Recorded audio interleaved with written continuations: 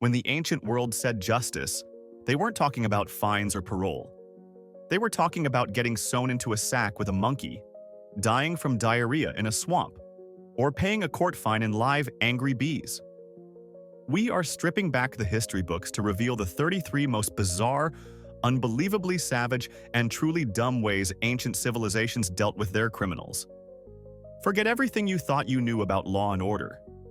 This is where justice got truly weird. 1. The Romans viewed killing a parent or close relative, a crime they called parricide, as an offense so heinous it fundamentally broke the natural order. Standard execution wasn't enough. They invented the poena cullei, or the penalty of the sack, a spectacle designed to ensure the criminal was denied a proper death and burial. The condemned was sewn into a large leather sack along with a grotesque living quartet, a dog, a rooster, a venomous snake, and, the true highlight of historical absurdity, a monkey. Seriously, a monkey. Was it there for comic relief, or to just add to the general sense of chaotic despair? This bizarre, thrashing sack of beasts was then tied up and tossed into the Tiber River to drown. It was a meticulous, ritualistic form of cruelty designed to ensure the murderer spent their final moments fighting a terrified, confused, and very angry circus of fellow creatures. 2. If you thought solitary confinement was bad, meet the ultimate slow-motion horror show known as scaphism, or the punishment of the boats, favored by the Achaemenid Persians for offenses like treason. This process was designed to be meticulous, humiliating, and incredibly messy. The criminal was trapped horizontally between two hollowed-out tree trunks or small boats, essentially creating a human sandwich with only their head, hands, and feet poking out. Then came the true horror. They were force-fed a toxic cocktail of milk and honey until they developed debilitating explosive diarrhea. This mixture was also slathered all over their exposed skin. The result?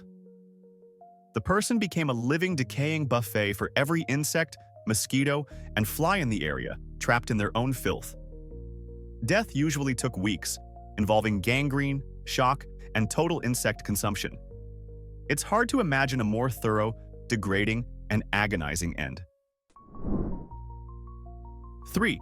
Aztec society was shockingly strict, and the rules applied even to kids. For crimes like public drunkenness, theft, or disrespecting elders, the punishment for the young offenders was the uniquely cruel and purely sensory experience of the chili smoke punishment. Instead of a beating or jail, the child was forced to stand directly over a small pit where a handful of dried chili peppers, the tiny, potent kind, were being tossed onto hot coals. The result was a thick chemical cloud of tear gas-level pepper smoke. Imagine the agonizing burn of capsaicin in your eyes, throat, and lungs, but completely inescapable, forced to breathe it in. It wasn't designed to kill, but to inflict extreme public humiliation and pain, ensuring the kid understood that their transgression was so bad, even the air itself turned against them. It was the world's most aggressive timeout, proving that sometimes the most effective punishment involves harnessing the power of an angry spice. 4. In the Babylonian legal system, governed by the famous Code of Hammurabi, there was a point where human judgment hit a wall, particularly in cases of witchcraft or adultery where solid evidence was lacking. Their solution? The judicial lottery known as the trial by ordeal of the river. The accused was taken to the Euphrates River and literally thrown into the fast-flowing water. The belief was that the river gods themselves were the ultimate arbiters. If the person was innocent, the gods would magically protect them, allowing them to swim to safety. If they were guilty, the gods would claim them, and they would drown. The stakes were unbelievably high. If the accused survived, they were declared innocent, and their accuser was immediately executed for lying. Imagine a court system where the closing argument is just a desperate attempt to not get eaten by a current. Talk about letting go and letting the nearest ancient waterway decide your fate. 5. Tyrant Phalaris of Akragas in ancient Sicily wasn't just satisfied with standard execution. He wanted theatrics. His legacy is the bronze bull, an absolutely monstrous piece of ancient Greek engineering and cruelty. It was a massive, hollow statue of a bull, cast in bronze, with a door in one side. The victim was locked inside, and a large fire was lit underneath the sculpture, slowly turning the metal into a blistering oven. The truly demented genius, however, was the acoustics. The bull was fitted with a complex system of pipes and funnels that filtered the victim's agonizing screams. From the outside, the horrifying shrieks were transformed into what sounded exactly like the majestic, mournful bellowing of an angry bull. It was performance art for psychopaths, designed to entertain the public with the sounds of misery while ensuring the most agonizing, slow-cooked death possible. 6. In ancient Egypt, crimes against the living were serious, but crimes against the dead were a cosmic disaster. Grave robbing, or intentionally damaging a sacred mummy, wasn't just theft. It was an act of eternal sabotage, preventing the deceased's soul from completing its journey. The punishment was designed to ensure the criminal shared the victim's spiritual damnation. First, the offender received a severe, public beating with rods. But the main event was the terrifying final sentence. They were marched down to the banks of the Nile River and thrown in to be devoured alive by crocodiles.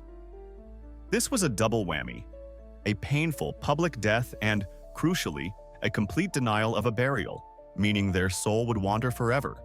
The message was clear: you mess with someone's afterlife arrangements, and you instantly get upgraded to crocodile lunch.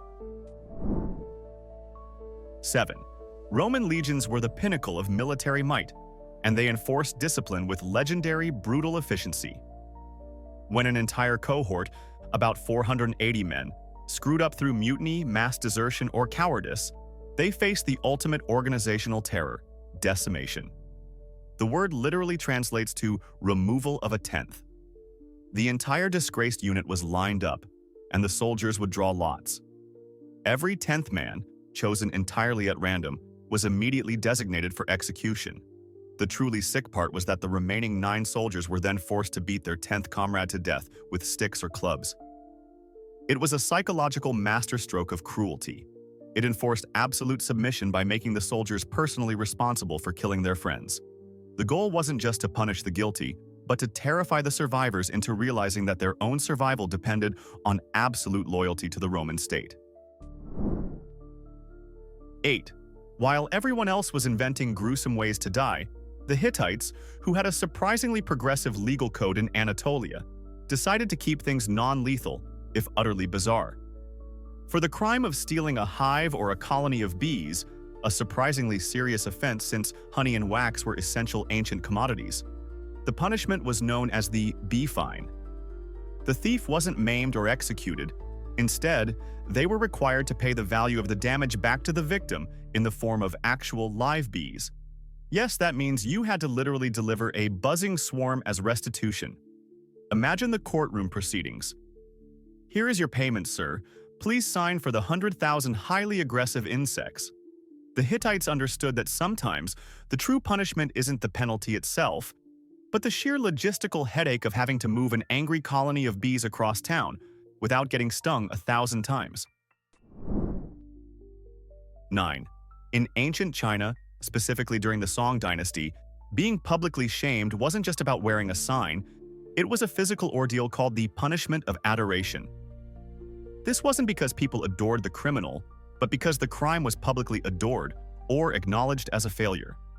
The convicted person was forced to carry a colossal, heavy straw doll on their back, which was fashioned in a grotesque, exaggerated likeness of the criminal, often complete with a sign detailing their offense. This wasn't a light prop. The doll's sheer weight turned the public walk into an excruciating march under the hot sun, effectively combining agonizing physical strain with total social humiliation. Imagine having to carry a giant, straw version of your mugshot everywhere you went, every day. It was a genius, terrible method of making sure that even if the criminal was out of sight, they were constantly reminded of their shame by a literal ton of straw strapped to their spine. 10. You might think the Spartans were obsessed with honor and martial prowess, but their punishment for the ultimate military failure, cowardice on the battlefield, was less about execution and more about a lifetime of total, debilitating embarrassment. The man who flinched wasn't killed. He was forced to live as an outcast under the ultimate constant public scrutiny.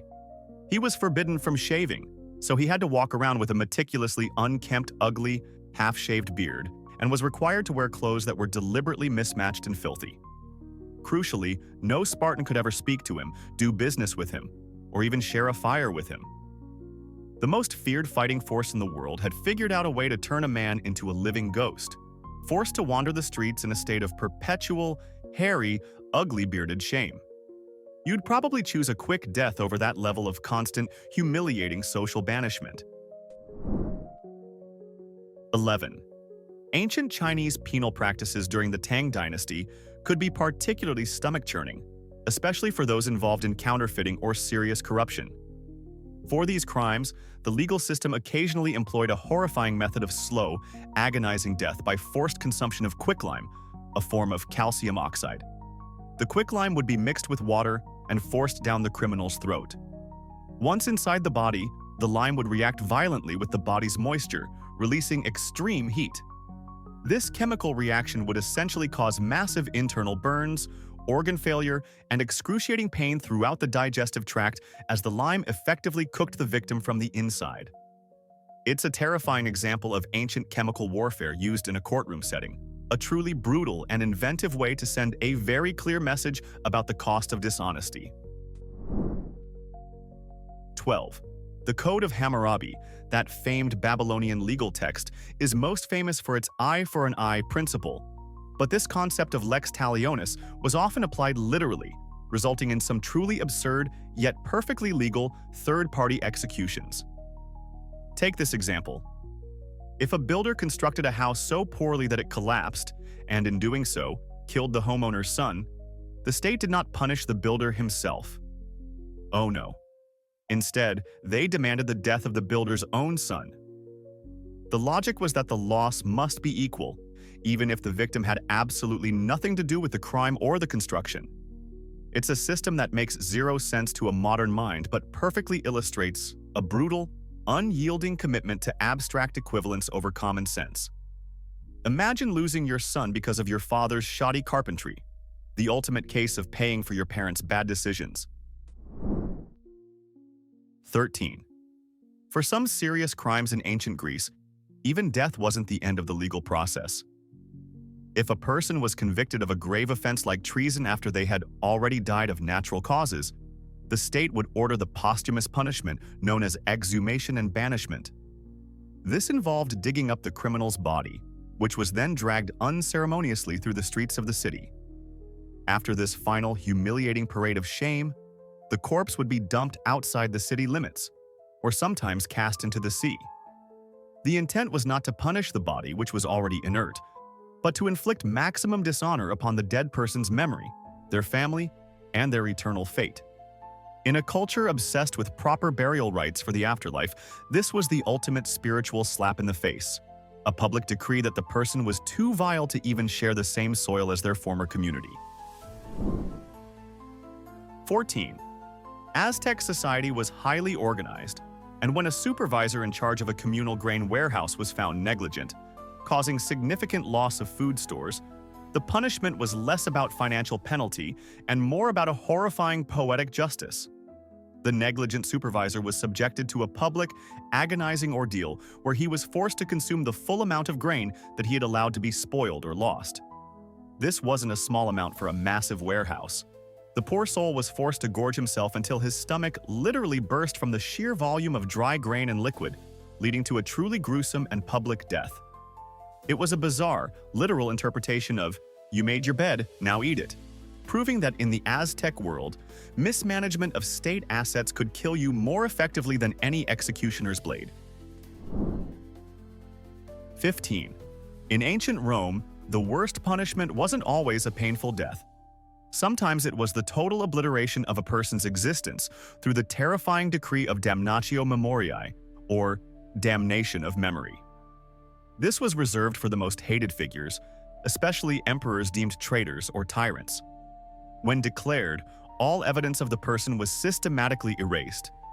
Their statues were pulled down and smashed, their names were chiseled off public monuments, and their entry in the official histories was removed or altered to reflect only shame. The goal was to erase them from history, making it as if they had never existed. For status-obsessed Romans, the terror of being completely forgotten, of having all your life's accomplishments wiped clean, was considered a spiritual end far worse and more complete than a simple physical execution. 16. The Vestal Virgins of ancient Rome were the elite priestesses who maintained the sacred flame of Vesta, the goddess of the hearth, a duty so vital it ensured the continued existence of the Roman state. Their power was immense, but so was their one vow, a complete 30-year commitment to celibacy. If a Vestal broke her vow, it was considered an act of treason that risked the downfall of Rome itself. The punishment was simple, final, and utterly terrifying. The offending Vestal was not killed by human hand, as that would pollute the priestess's sacred blood. Instead, she was taken to an isolated chamber, given a small piece of bread and a lamp, and was sealed inside, essentially being buried alive. This was technically not a state execution, but a denial of human protection, allowing the gods to pass final judgment, a slow, claustrophobic end where the public could pretend they didn't officially kill her. 17. The laws established by Draco in ancient Athens, written around the 7th century BCE, are the origin of the term Draconian, and for good reason. His legal code was notoriously severe, dispensing one punishment for almost every single offense: death. Whether you were found guilty of committing murder, stealing an apple, or even just being caught being spectacularly lazy, the prescribed penalty was swift execution. Draco's absurd reasoning was that even minor offenses deserved death, and for major offenses, there was simply no greater penalty to assign. Imagine living in a city where being a habitual slacker or having sticky fingers in the marketplace meant you were instantly lined up for the gallows. It's a system so brutal, it makes one wonder if Athenian citizens ever simply decided to stay home and avoid existence entirely just to escape the almost certain death penalty lurking around every corner. 18. The Inca Empire, extending across the Andes, didn't use conventional prisons. They used places of psychological and physical horror that functioned more as torture chambers. One of the most infamous was the Sanque Huasi, which translates ominously to the snake house. This was an underground pit or stone dungeon where serious criminals, especially those accused of treason or religious offenses, were thrown. It wasn't just a damp, dark cell. It was packed full of venomous snakes, spiders, scorpions, and other nasty biting insects. The intent was not to execute the criminal immediately, but to let them die slowly, painfully, and terrifyingly from multiple venomous bites. It was a clear, direct message from the Inca state. The world beneath the earth, which they revered, was also a chaotic realm of horror ready to devour those who defied their supreme authority. 19. While many ancient legal codes focused on death and mutilation, the early Sumerian law, one of the oldest recorded legal systems, featured a surprisingly modern, penalty-based system that valued compensation over corporal punishment for many offenses. For example, if you got into a brawl and managed to break the bone of a free man, the punishment wasn't to have your own bone broken under the eye for an eye rule. Instead, you were required to pay a substantial fine of 10 silver shekels. This financial penalty, which was a considerable sum at the time, shows a shift toward valuing the victim's pain and lost labor more than simply exacting revenge. Of course, the severity of the fine likely bankrupted the average citizen, proving that even a non-lethal monetary punishment in the ancient world could still effectively ruin your life and probably your entire family's. 20. Ancient Egyptian society was intensely focused on social and marital stability, and adultery was considered a serious offense that threatened that order. While the punishment for women involved was often more severe and permanent, men caught in the act of cheating faced a brutal, excruciating, and surprisingly standardized physical penalty. Male adulterers were often sentenced to 1,000 strokes of the stick, administered with an Egyptian rod or cane. This wasn't a symbolic tap. It was a devastating beating designed to inflict maximum pain and disability. Surviving 1,000 blows would be nearly impossible. But even if the man did, he would be permanently scarred, crippled, and utterly humiliated. It was a clear statement that the pleasure of a momentary indiscretion was simply not worth the lifetime of pain and shame that followed. 21. Ancient Athens, the birthplace of democracy, had a bizarre and uniquely political form of penalty known as ostracism. This wasn't for common criminals, but for politicians or influential citizens who were deemed too powerful or potentially dangerous to the state. Once a year, citizens could vote by scratching a name on a piece of pottery called an ostracon. If a person received enough votes, a 6,000 vote minimum, they weren't killed, jailed, or financially ruined. They were simply required to leave the city for exactly 10 years. The idea was to prevent tyranny without bloodshed, a 10-year political timeout. They could keep their property and money, but they were effectively told, "You're too successful. Go think about what you've done in exile for a decade." It's the ultimate polite but firm way to tell a successful politician that the city simply needs a long 10-year break from their ambition. 22. In ancient China, face tattooing was not a fashion statement. It was the criminal sign, a deeply humiliating and permanent form of social ostracism. A person convicted of theft, repeat offenses, or other serious crimes would have a distinctive, often elaborate mark or character permanently inked onto their face, typically on the forehead or cheek. The mark served two devastating purposes. It was a lifetime passport of shame, ensuring that no matter where the person went, everyone instantly knew they were a criminal. Secondly, it was a practical tool. The tattoo made it nearly impossible for the person to flee, hide, or start a new life. While the punishment wasn't physical death, the resulting social death, the complete loss of reputation and the inability to be truly accepted by society, often made life an intolerable, grinding existence. 23. In ancient Greece, the olive tree was not just a source of food and oil, it was a sacred symbol of Athena, a pillar of Greek agriculture, and a foundational element of their economy. To damage an olive tree, whether by intentional cutting or even accidental destruction, was considered a profound act of sacrilege and a crime against the entire community. Given the tree's spiritual and economic importance, the Athenian law was incredibly severe. The penalty for destroying a sacred olive tree was instant death. Imagine facing a capital crime for accidentally backing your cart into a tree. It's a chilling reminder that in the ancient world, natural resources were often considered literal, living deities, and offenses against nature could be punished more severely than offenses against people. 24. The Qin dynasty in ancient China perfected an extreme legal concept known as collective responsibility, or lianzuo. This horrifying principle dictated that if one person committed a serious crime, the punishment did not stop with the offender. It extended directly to their family members and, crucially, to their immediate neighbors. If a man committed treason, his entire extended family could be executed or enslaved, and the families living next door could be subject to heavy fines, banishment, or even corporal punishment for failing to report the crime. This system was designed to turn the community into a constant surveillance network, forcing everyone to monitor their neighbors out of sheer terror of being caught in the fallout. It was the ultimate, cynical way to enforce absolute loyalty to the state by making every citizen responsible for the moral failings of the people next door. 25. In the ancient kingdom of Elam, located in what is now modern-day Iran, they had a unique form of execution known as kur-kur-ra.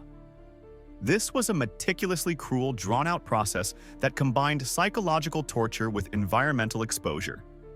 The condemned was forcibly taken to a mud or swampy area and compelled to remain seated or lying down. The guards would ensure they could not move, and the unfortunate person was left to sink slowly into the dense, suffocating mud. Death was inevitable, but it was excruciatingly slow, caused by a mixture of drowning, exhaustion, starvation, and the relentless biting of insects attracted to the stagnant water.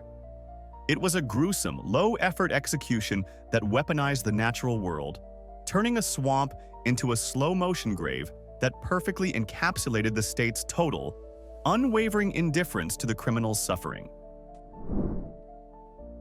26.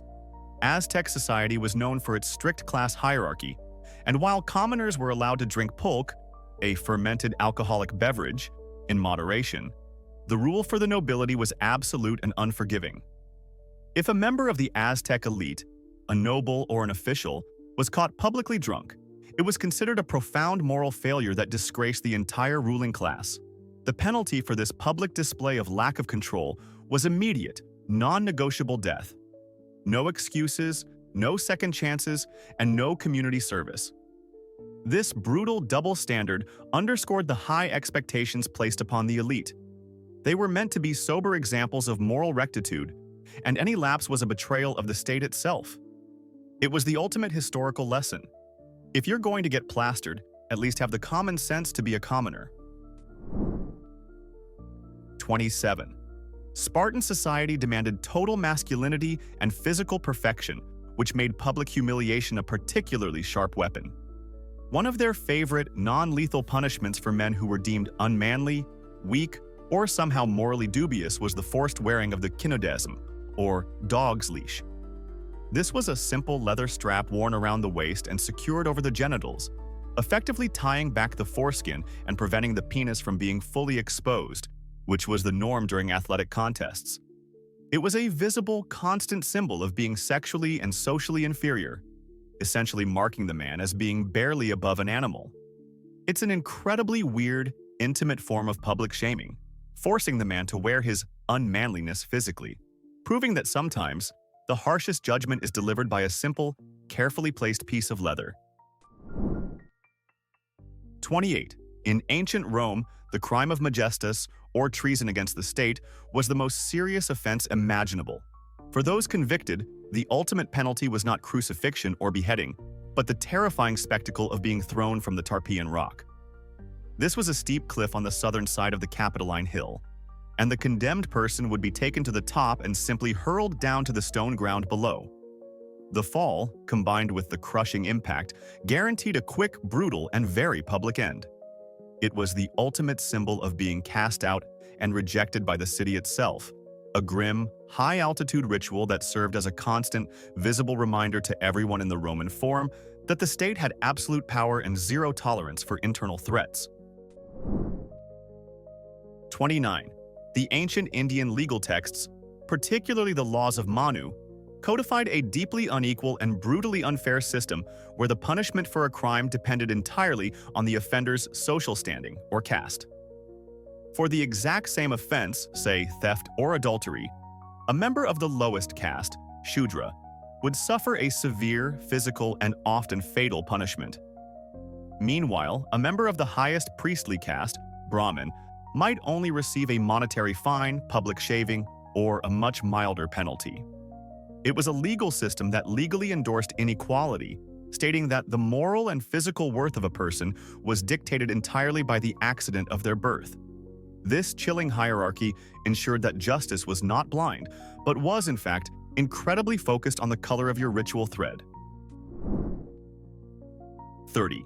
In medieval Norse and Icelandic law, for serious crimes like manslaughter or repeated theft, the penalty was outlawry, a fate far worse than death. A criminal declared an outlaw was legally stripped of all rights and protection. Crucially, the law declared the outlaw vaught, literally meaning a wolf, a beast who could be hunted by anyone. Anyone who aided them became a criminal themselves, and anyone could kill the outlaw with total impunity. This wasn't a prison sentence. It was a forced exile into a world where every single person was legally entitled to murder you without facing a single legal consequence. It was a complete, final removal from society, forcing the person to live a desperate, hunted life until they inevitably starved, froze, or met an unfortunate end at the hands of a vigilante looking for some easy target practice. 31. The Tang dynasty in ancient China had one of the world's most intricate and complete legal codes, but nothing was taken more seriously than the concept of filial piety, respect and obedience to one's parents.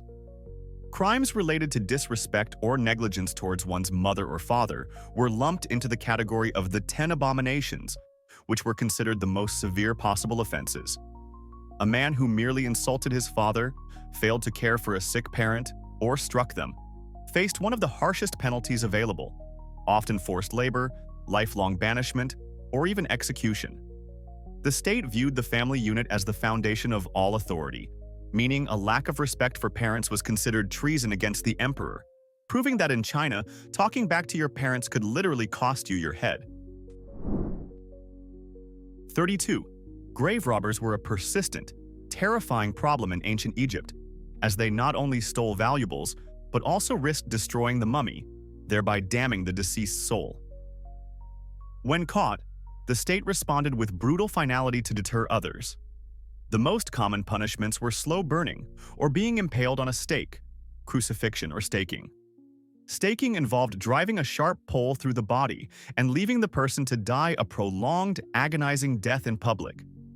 These excruciating public spectacles were meant to send a crystal-clear message that attacking the dead was an attack on the very fabric of Egyptian religion and eternity. It's a chilling reminder that, in this culture, the desire to protect the afterlife of the pharaohs easily eclipsed any concern for human rights. 33. During various dynasties in ancient China, if a prisoner was caught attempting to escape their confinement, the punishment was designed to ensure they could never run again. This was achieved through the use of the pai kuei, or iron shoes, a truly ingenious form of constant, agonizing restraint. These were heavy, cumbersome iron boots, or shackles that were fitted to the ankles, making running or even walking with any degree of speed or comfort utterly impossible. The weight of the iron would cause intense, constant pain and swelling, slowly crippling the person's feet and joints. It was a punishment that wasn't just about preventing immediate escape.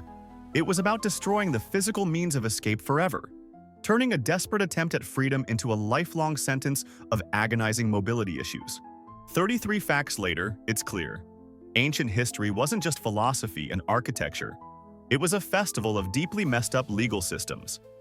They turned simple crimes into performance art, chemical warfare, or a slow death by forced shame. So here is the real question. If you had to choose your punishment right now, would you rather face death by crocodile in Egypt or a lifetime of shame with that mandatory ugly Spartan beard? Choose wisely and let the debate explode in the comments. We need to know where your moral line is. Subscribe, hit the like button, and stick around for more historical madness.